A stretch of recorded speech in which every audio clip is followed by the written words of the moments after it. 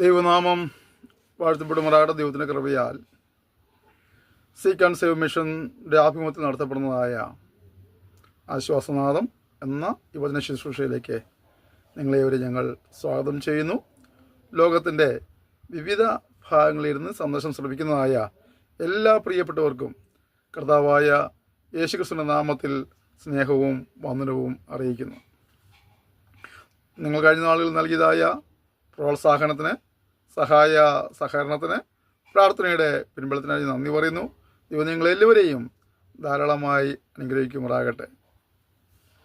നാം ഇന്ന് ചിന്തിക്കുന്ന വേദഭാഗം യോഹന്നാന്റെ 1-ാം ലേഖനം 4-ാം അധ്യായം 21-ാം വചനമാണ്. ദൈവത്തെ സ്നേഹിക്കുന്നവൻ സഹോദരനെയും സ്നേഹിക്കണം എന്നീ കൽപ്പന നമുക്ക് അവങ്കിൽ നിന്ന് ലഭിച്ചിരിക്കുന്നു. ദൈവത്തെ എനിക്ക് സ്നേഹമുണ്ട്, ഞാൻ ദൈവത്തെ സ്നേഹിക്കുന്നു, ഊറ്റം കൊള്ളുന്നതായ ഒരുപാട് പേർ നമ്മുടെ ഇടയിലുണ്ട്. പക്ഷെ അതേസമയം തന്നെ സഹജീവികളോടുള്ള ബന്ധത്തിൽ അവർക്ക് ആ സ്നേഹം നിലനിർത്തി കൊണ്ടുപോകാൻ കഴിയുന്നില്ല എന്നുള്ളതാണ് ഏറ്റവും പരിതാപകരമായ ഒരവസ്ഥ. ദൈവവചനം പറയുന്നത് ദൈവത്തെ സ്നേഹിക്കുന്നു എന്ന് പറയുന്നവൻ എന്തു ചെയ്യണം? സഹോദരനെയും സ്നേഹിക്കണം. ഇത് വെറുതെയുള്ള ഒരു തീയതിയല്ല. എന്താണ് ഇത്? കൽപ്പനയായി ദൈവത്തിൽ നിന്ന് ലഭിച്ചിരിക്കുന്നതാണ്. അപ്പോൾ ഏറ്റവും പ്രധാനപ്പെട്ട കൽപ്പന എന്ന് തന്നെ ദൈവവചനം പറയുന്നതായ ഈ കൽപ്പനയെ നമ്മൾ പലപ്പോഴും തിരസ്കരിച്ചു പോകുന്ന, അവഗണിച്ചു പോകുന്ന ഒരു അനുഭവം കാണാറുണ്ട്. ദൈവത്തോട് സ്നേഹമാണെന്ന് പറയുമ്പോൾ തന്നെ സഹോദരനെ പകയ്ക്കുന്നു.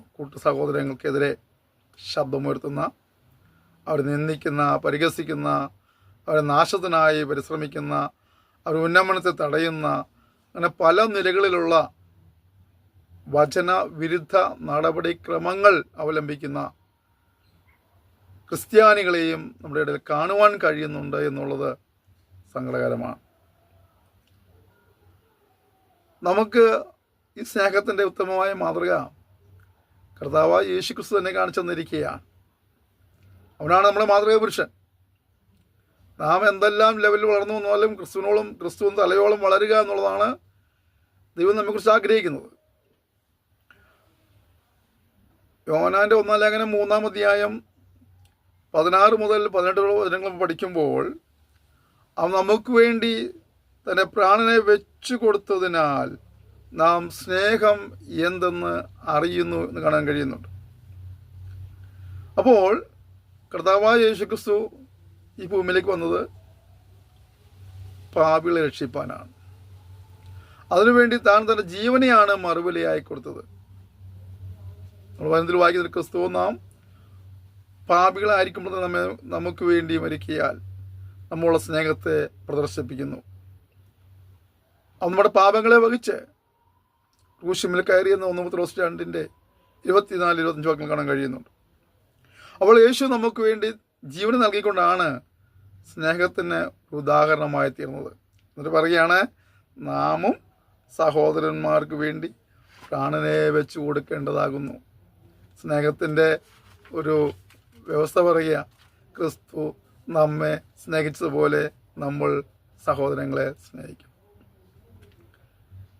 കൂട്ടുവിശ്വാസികളെ, കൂട്ടുപ്രവർത്തകരെ ഒക്കെ നമ്മൾ അപ്രകാരം സ്നേഹിക്കണമെന്നാണ് പറയുന്നത്. എന്നാൽ ഇവിടെ സംഭവിക്കുന്നത് അവർക്ക് വേണ്ടി പ്രാണനെ വെച്ച് കൊടുക്കണമെന്ന് പറഞ്ഞ നമ്മൾ അവരുടെ പ്രാണൻ നശിപ്പിക്കുവാൻ ശ്രമിക്കുന്ന രീതിയിലുള്ളതായ ഒരു പ്രവണതയിലേക്ക് ക്രിസ്തീയ സമൂഹത്തിൽ കുറേ പേരെങ്കിലും മാറിപ്പോയിട്ടുണ്ടെന്നുള്ളത് വളരെ സങ്കടകരമായ കാര്യമാണ്. ഒരു പക്ഷേ മറ്റുള്ള മെസ്സേജുകൾക്ക് ഉള്ള ഒരു പിൻബലമോ അല്ലെങ്കിൽ ഷെയറിങ്ങോ ഒന്നും ചിലപ്പോൾ ഈ മെസ്സേജിന് കിട്ടുന്നു വരികയില്ല. എന്നാൽ 2026 പ്രവേശിച്ച നാം നമ്മുടെ ജീവിതത്തിൽ അനുവർത്തിക്കേണ്ടതായ ചില നടപടിക്രമങ്ങളെ ദൈവാത്മാവ് തന്ന കൃപയ്ക്കനുസരിച്ച് നിങ്ങളുമായി ഷെയർ ചെയ്യുക. അതിലൂടെ ഒരു ജീവിത രൂപീകരണം ഉണ്ടായാൽ, ഒരു ക്രമീകരണമുണ്ടായാൽ, ഒരു തീരുമാനമുണ്ടായാൽ, സമർപ്പണമുണ്ടായാൽ തന്മുഖാന്തരമുള്ള അനുഗ്രഹങ്ങൾ നിങ്ങൾക്ക് ഈ പുതുവർഷത്തിൽ പ്രാപിക്കുവാൻ കഴിയും എന്നുള്ളതിന് യാതൊരു തർക്കവുമില്ല. എന്നാൽ ഈ ലോകത്തിലെ വസ്തുവകകളെ ഉള്ളവനാരെങ്കിലും തൻ്റെ സഹോദരനെ മുട്ടുള്ളതായി കണ്ടിട്ട് അവൻ്റെ മനസ്സിലിവ് കാണിക്കാഞ്ഞാൽ ദൈവത്തിൻ്റെ സ്നേഹം അവനിൽ എങ്ങനെ വസിക്കും? അപ്പോൾ ദൈവത്തിൻ്റെ സ്നേഹം ഒരുത്തിലുണ്ടോ എന്ന് അറിയുവാനായിട്ടുള്ള ഒരു പരീക്ഷണം നമുക്ക് അവിടെ നടത്താമെങ്കിൽ എന്താണ്? ഈ ലോകത്തിലെ വസ്തുവകകൾ ഉള്ളവൻ ആരെങ്കിലും നിന്റെ സഹോദരനെ മുട്ടുള്ളത് കണ്ടിട്ട് അവനോട് മനസ്സലിവ് കാണിക്കാഞ്ഞാൽ അവൻ്റെ ഉള്ളിൽ എന്തില്ല? ദൈവത്തിൻ്റെ സ്നേഹമില്ല. പ്രിയപ്പെട്ടവരെ, ദൈവം അനുഗ്രഹിച്ച അനുഗ്രഹങ്ങളെ അനുഭവിക്കൽ തെറ്റില്ല. ഒന്നിനെ ദൈവം അനുഗ്രഹിച്ച് അനുഗ്രഹങ്ങളെ അനുഭവിച്ചുകൊണ്ടിരിക്കുമ്പോൾ എൻ്റെ കൂട്ടുവിശ്വാസികൾ ഒരുമിച്ച് പ്രാർത്ഥിക്കുന്നവൻ, ഒരുമിച്ച് കർത്താവിൻ്റെ വേല ചെയ്യുന്നവൻ, ഒരുമിച്ച് ആരാധിക്കുന്നവൻ കഷ്ടതയിലും പ്രയാസങ്ങളിലൊക്കെ ആയിരിക്കുമ്പോൾ അവനോട് മനസ്സലിവ് കാണിക്കാൻ കഴിയുന്നില്ലെങ്കിൽ നീ ദൈവത്തെ എത്രമാത്രം സ്നേഹിക്കുന്നുണ്ടെന്ന് പറഞ്ഞാലും നിന്നിൽ ദൈവസ്നേഹമില്ല എന്ന് ദൈവത്തിൻ്റെ പരിശുദ്ധാത്മാവ് നൂറ്റാണ്ടുകൾക്ക് മുമ്പേ രേഖപ്പെടുത്തിയിരിക്കുന്നു. വാനഭൂമികൾക്ക് മാറ്റം സംഭവിച്ചാലും മാറ്റമില്ലാത്ത ദൈവത്തിൻ്റെ വചനം ഇന്നു മുതൽ സ്പഷ്ടമായി നമ്മൾ വിളിച്ചറിയിക്കുന്നു. അതുകൊണ്ട് ക്രമീകരണം ആവശ്യമായ തലങ്ങളിലേക്ക് നമ്മെ മടക്കിക്കൊണ്ടുവരുവാൻ ദൈവാത്മാവും സഹായിക്കട്ടെ. നമുക്ക് അതിനുവേണ്ടി പ്രാർത്ഥിക്കാം. എന്നിട്ട് ആ ഭാഗം അവസാനിപ്പിക്കുന്നത് ഇങ്ങനെയാണ്: കുഞ്ഞുങ്ങളെ, നാം വാക്കിനാലും നാവിനാലുമല്ല പ്രവൃത്തിയാലും സത്യത്തിലും തന്നെ സ്നേഹിക്കണം. ഐ ലവ് യു 100 കൂട്ടം കാര്യം പറഞ്ഞോട് കാര്യമായില്ല. ആ സ്നേഹം എങ്ങനെ വെളിപ്പെടുത്തണം? പ്രവൃത്തിയാൽ വെളിപ്പെടുത്തണം. അത് ആത്മാർത്ഥമുള്ളതായ സത്യമുള്ളതായിരിക്കണം. വെറുതെ വേദി കിട്ടുമ്പോൾ പറയുന്ന ഒരനുഭവം വിട്ടിട്ട് മറ്റുള്ളവരെ സ്നേഹിപ്പാൻ, അവരെ സഹായിപ്പാൻ, കഷ്ടത്തിൽ അവർക്കൊരു ആശ്വാസമായി തീരുവാൻ, അവരുടെ വേദനയിലൊരു പങ്കാളികളായി തീരുവാനൊക്കെ നമുക്ക് ഇടവരണം.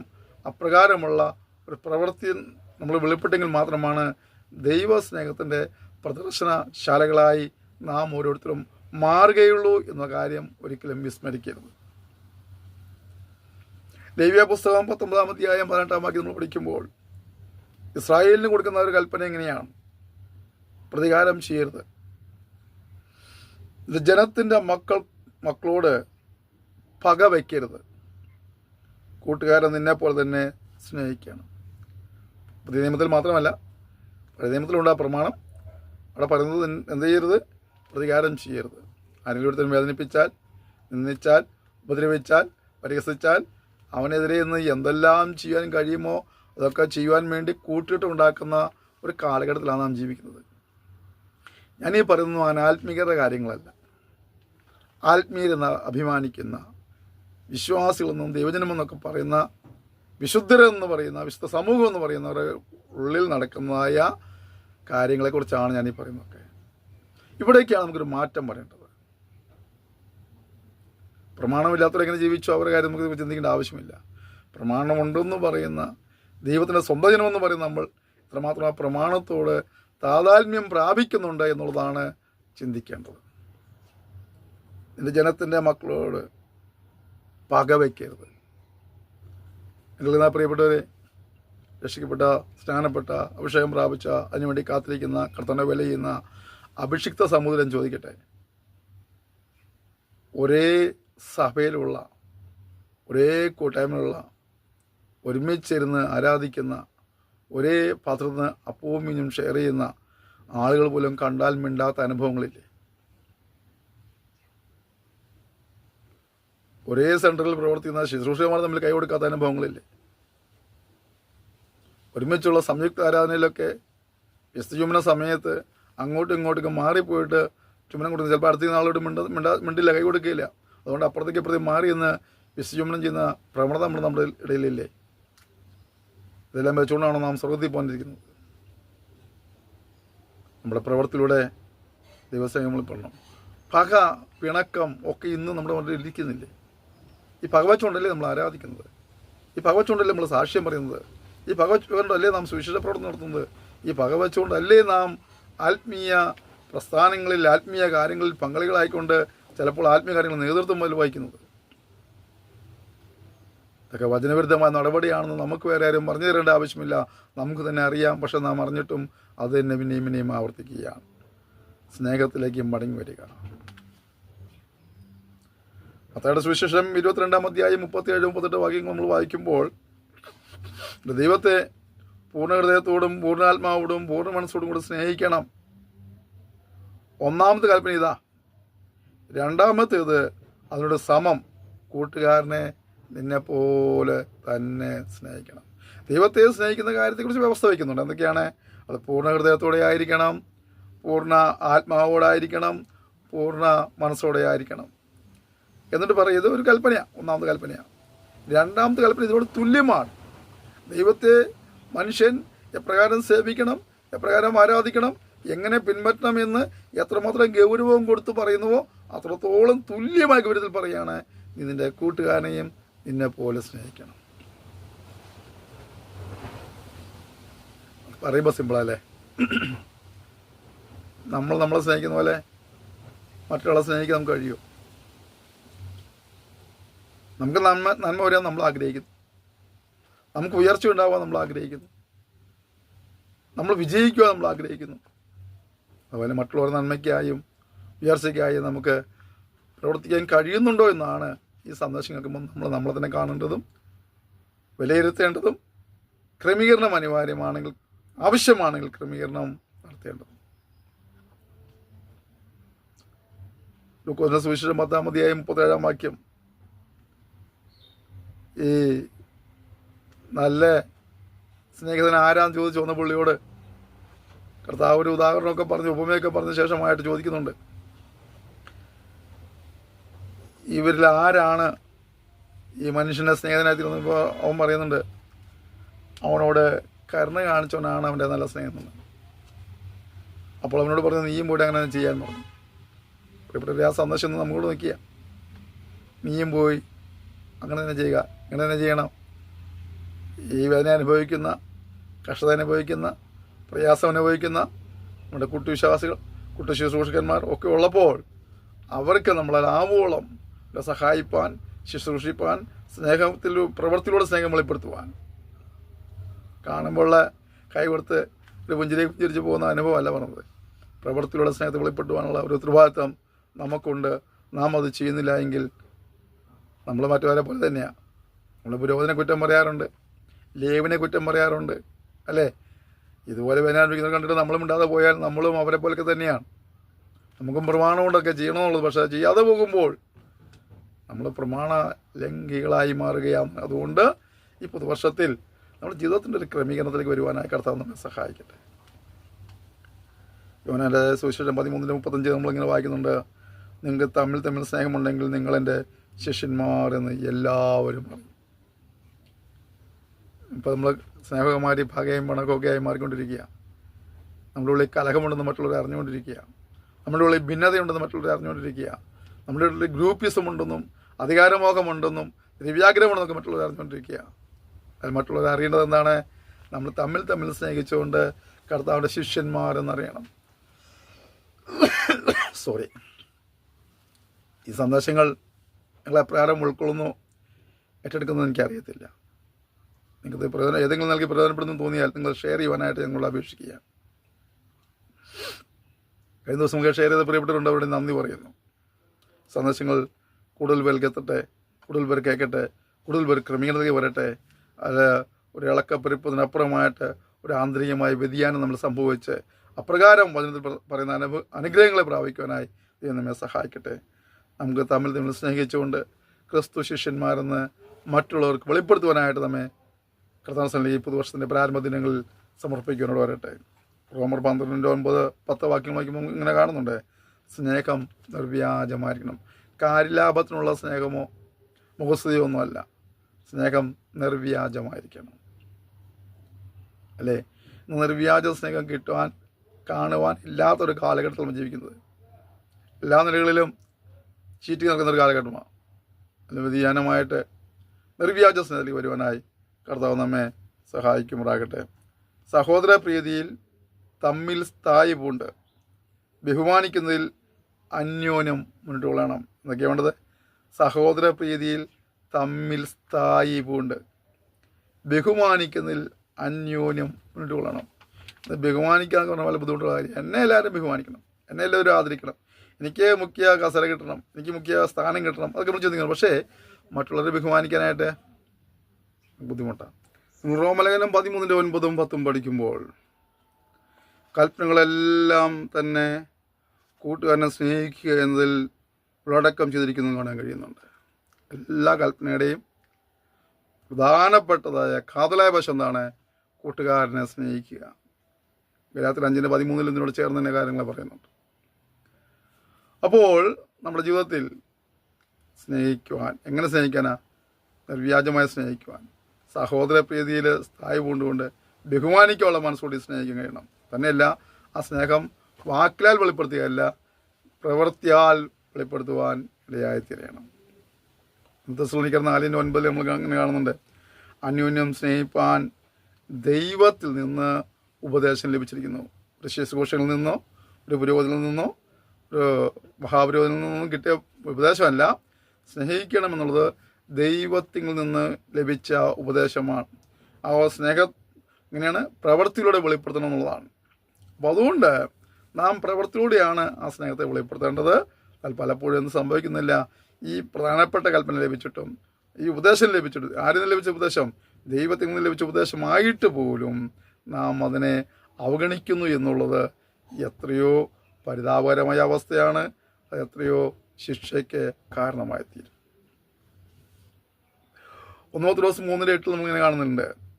ഐക്യത, സഹതാപം, മനസ്സലിവ്, വിനയബുദ്ധി എന്നിവയോടൊപ്പം സഹോദര പ്രീതിയും വേണം. സത്യത്തിൽ ഇത് വല്ല നമ്മുടെ ജീവിതത്തിലുണ്ടോ? ഐക്യതയുണ്ടോ? നമ്മളിന്ന് പലപ്പോഴും യൂണിറ്റിക്ക് പകരമായിട്ട് യൂണിയനുകളെ സൃഷ്ടിക്കുകയാണ്. ഓരോരുത്തരുടെ പേരിൽ ഓരോ യൂണിയനുകൾ, ഓരോ ഗ്രൂപ്പുകൾ, അല്ലേ? എല്ലാവരും ഒരുമിച്ചുള്ള യൂണിറ്റിക്ക് പകരമായിട്ടുള്ള, ഐക്യതയ്ക്ക് പകരമായിട്ടുള്ള ഗ്രൂപ്പിസത്തിലേക്ക് നമ്മൾ മാറിക്കൊണ്ടിരിക്കുകയാണ്.